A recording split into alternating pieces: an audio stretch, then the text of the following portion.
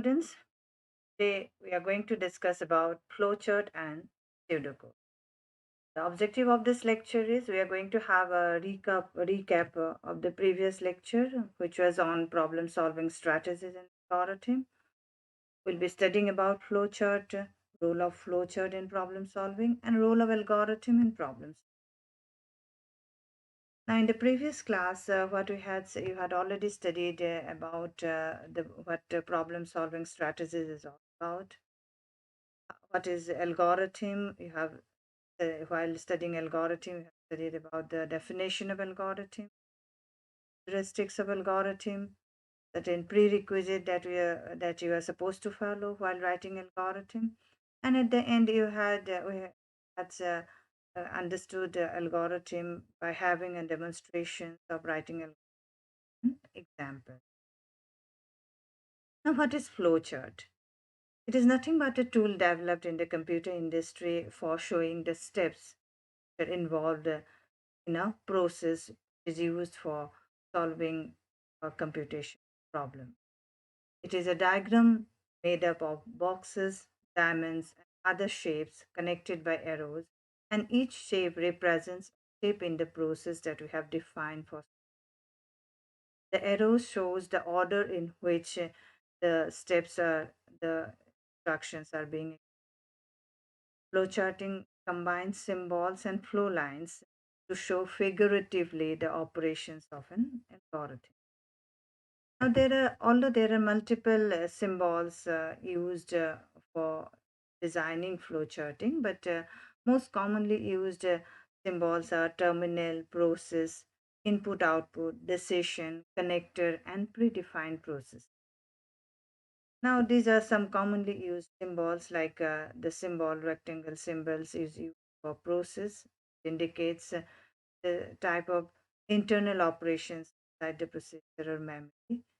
Trapezium is used for input output operations. So, in algorithm, wherever we have input output operations, we are going to use trapeziums. Now, this diamond shape very essential, which demonstrate decision making. Wherever we'll have a statement instructions which denotes decision making, having output either true or false, yes or no, we are going to have dimension. Now, this is oval shape is used for connector. This rectangle having this bar is used for predefined processes. This symbol having a rounded terminal or this terminal symbol like start and end, and arrows are used showing the flow of instructions sequence of execution. For example, here this we are trying to show you a flow chart for a particular computation problem. Like the computational problem that we have used is compute average of three. For computing average of three numbers, as you have already studied algorithm, and in the algorithm, first and last statement is start and statement. So here, in terms of flowchart, the start and stop are considered as terminal statements. So that's why I studied in the previous one. We are using terminal symbol for noting start and end.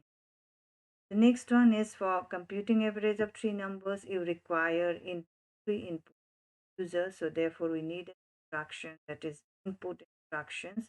And as you have studied as you have got to know in the previous slide, for internal symbol or input symbol trapezium. So this is trapezium having three inputs in num1 num. Then we need a computation process. So as you have studied in the previous slide, for process we used this rectangle.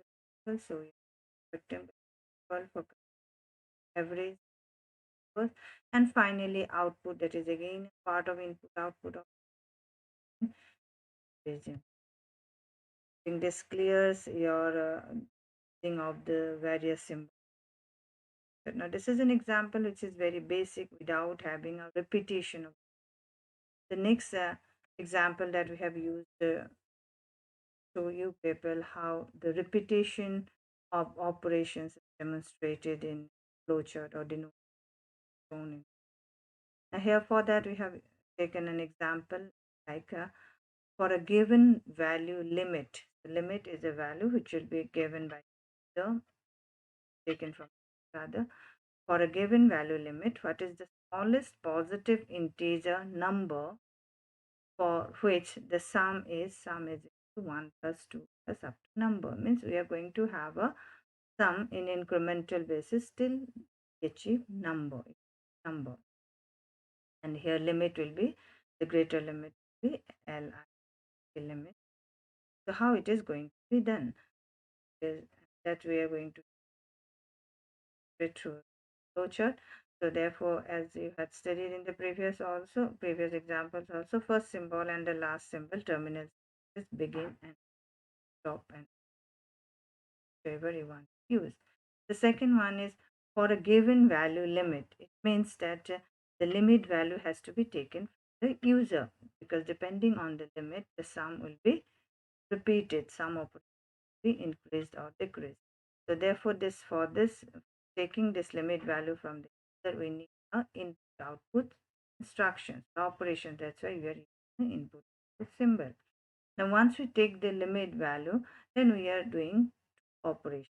So two processes. One is we are taking a number value is equal to 0, and another we are taking some value which is equal to 0. So here we are using two assignment statement, means we are assigning 0 to number and we are assigning 0 to sum. So this is the process. So therefore two processes we are using, and after that we are going to repeat certain operations.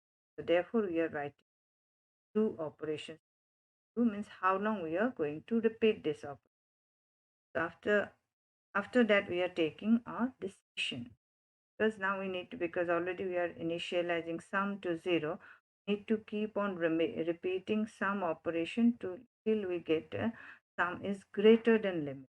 So therefore we are taking a decision instruction, we are writing a decision instruction sum, whether sum is the limit. So whether sum is greater than limit, this instruction is going to give either true or false answer. So this is the decision answer, and based on that true or false answer, our execution, the step that we are going to execute will vary. Therefore, first we are writing box where we are writing greater than limit. If it is true, then we are going to directly display number value and the sum value. But if it is false, if sum is not greater than limit, then what we are going to do, we are going to increment the number value by 1. So we are going to write here number is equal to number plus 1. Number we are initializing to 0, so now number will be 1 in the first iteration. Then what we are doing, we are adding sum which was initially 0, sum is equal to sum plus number. And then we are going to again repeat the same operation. We are again checking whether sum is greater than limit by the user. So if it is sum is not greater than limit, again we are going to the operations repeatedly. So this is going to be repeated as long as sum is not greater. And the moment sum becomes greater than limit, we are going to display the output. Clear? So this way, the result of this particular computation problems 1 plus 2 up to the number we produced. Now what is pseudocode? Is pseudocode already we have mentioned in the previous class while discussing algorithm. The algorithm is pseudocode. Now pseudocode is a combination of programming language as well as natural language, which is used for which is used as a method for writing algorithm, is independent of any specific. It is, you can consider it an intermediate step towards the development. It allows the programmer to formulate their thoughts on the organization or on the sequence of computer algorithms without the need actually following the syntax. Now, while writing a pseudocode, we should know what are the symbols that we use for arithmetic operation, the keyword that we can use. So the symbols that is used for arithmetic operations are plus, minus, multiplication. Symbolic names are used to indicate quantities. Keywords that can be used are like print, write, and read. And we also use indentation to indicate branches. Like for example, although we had studied in the previous class regarding algorithm, here we are showing for writing an algorithm pseudocode that we have used. Example, right, computing code. So as you have seen in the flowchart also, we have terminating statement here also. Step 1 start and end. And if you recall previous class also, we have studied algorithm as a sequence of finite unambiguous steps. So therefore, it is unambiguous. We have here finite steps and all are in sequence.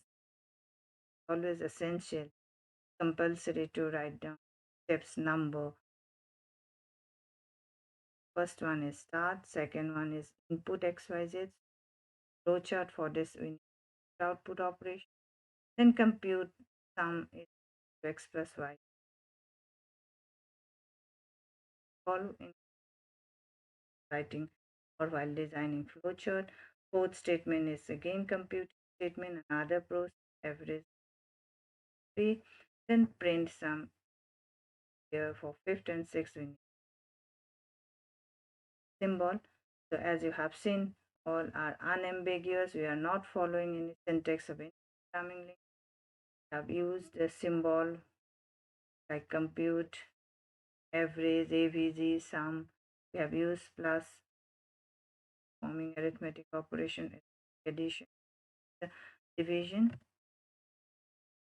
Similarly, for the other example, also for a given value limit plus positive integer number for which sum is equal to sum 1 plus number.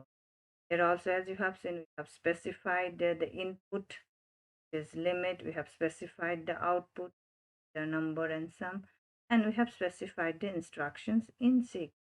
Like first enter limit, set number 0, assignment statement, that sum is equal to 0, and then we are repeating the A, B, C instruction under 4. These are going to be repeated until and unless a specific condition. See, we are writing, repeat the following. If sum is greater than limit, terminate the repetition. Otherwise, it is increment the number by 1 and add number to sum and set equal to sum. Sum will be sum.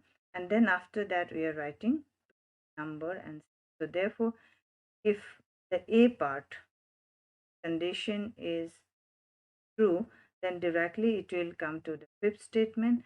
And if A part is false, then B will be executed. Again, it will go to A. And if we'll check decision condition, B decision symbol will be used here for flowchart.